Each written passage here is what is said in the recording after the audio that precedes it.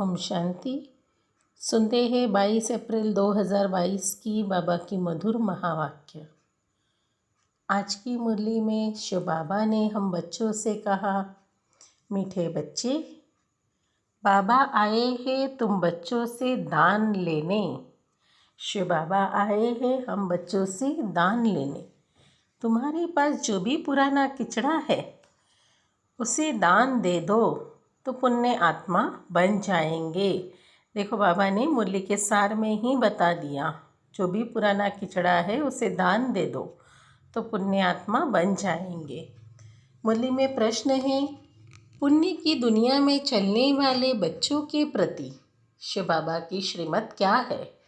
पुण्य की दुनिया में चलने वाले बच्चों की शिव बाबा के लिए श्रीमत क्या है? उत्तर, मीठे बच्चे, पुण्य की दुनिया में चलना है तो सबसे ममत्व मिटाओ, 5 विकारों को छोड़ो, इस अंतिम जन्म में ज्ञान चिता पर बैठो, पवित्र बनो तो पुण्य आत्मा बन पुण्य की दुनिया में चले जाएंगे। ज्ञान योग को धारण कर अपनी दैवी चलन बनाओ, बाबा से सच्चा सौदा करो। बाप तुम्हारे से लेता कुछ नहीं, सिर्फ ममत्व मिट जाए उसकी युक्ति बताते हैं। बुद्धि से सब कुछ शिव बाबा के हवाले कर देना है। मुरली में गीत बजा है, इस पाप की दुनिया से कहीं दूर ले चलो, जहाँ सुख हो ठंडी छाव हो।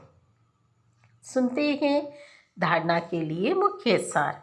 पहली पॉइंट है, अपना खाता खराब ना हो इसके लिए बहुत खबरदार रहना है। अपना खाता खराब ना हो इसके लिए बहुत खबरदार रहना है। कभी भी कुल कलंकित नहीं बनना है।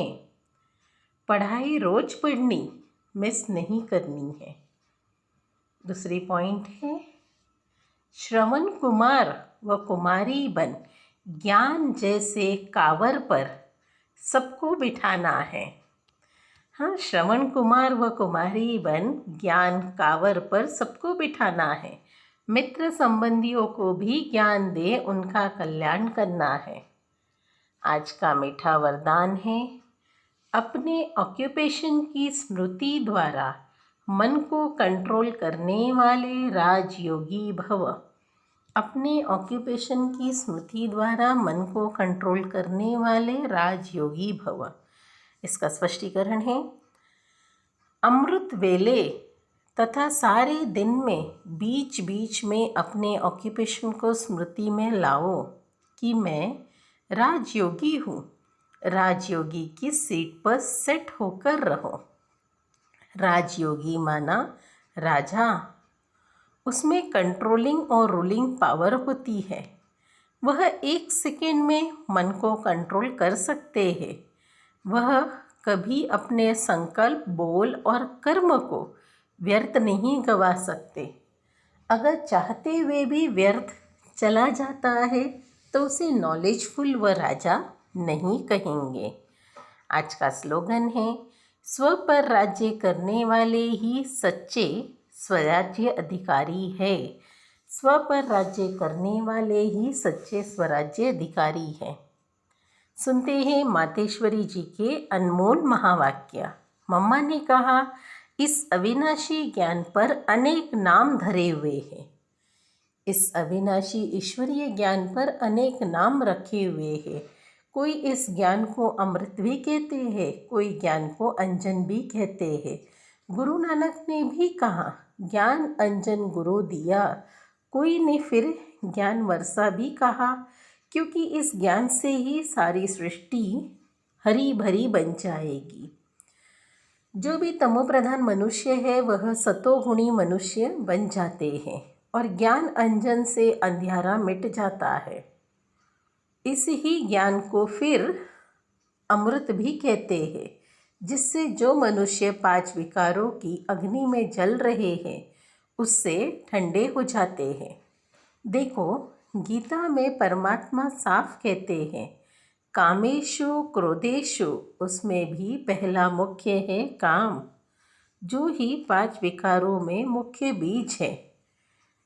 बीज होने से फिर क्रोध, लोभ, मोह, अहंकार आदि झाड़ पैदा होता है। उससे मनुष्य की बुद्धि भ्रष्ट हो जाती है। अब उसी बुद्धि में ज्ञान की धारणा होती है। जब ज्ञान की धारणा पूर्ण बुद्धि में हो जाती है तभी विकारों का बीज खत्म हो जाता है। बाकी सन्यासी तो समझते हैं विकारों को वश करना बड़ा कठिन है।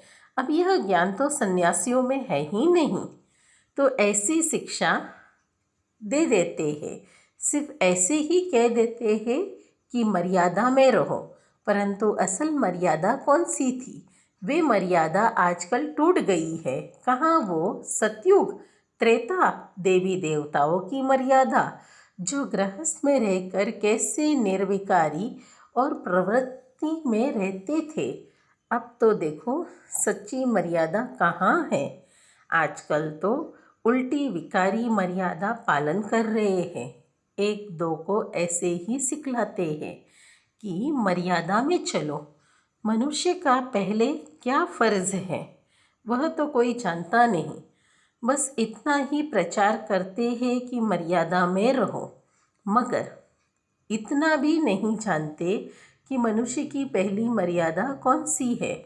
मनुष्य की पहली मर्यादा है निर्विकारी बनना। अगर कोई से ऐसा पूछा जाए तुम इस मर्यादा में रहते हो, तो कह देते हैं आजकल इस कलयुगी सृष्टि में निर्विकारी होने की हिम्मत नहीं है। अब मुख से कहना भी मर्यादा में रहो और निर्विकारी बनो, इससे तो कोई निर्विकारी बन नहीं सकते। निर्विकारी बनने के लिए पहले इस ज्ञान तलवार में 5 विकारों के बीज को खत्म करना, तभी विकर्म भस्म हो सकेंगे। अच्छा, ओम शांति। ये थे मातेश्वरी जी के अनमोल महावाक्य। शांति।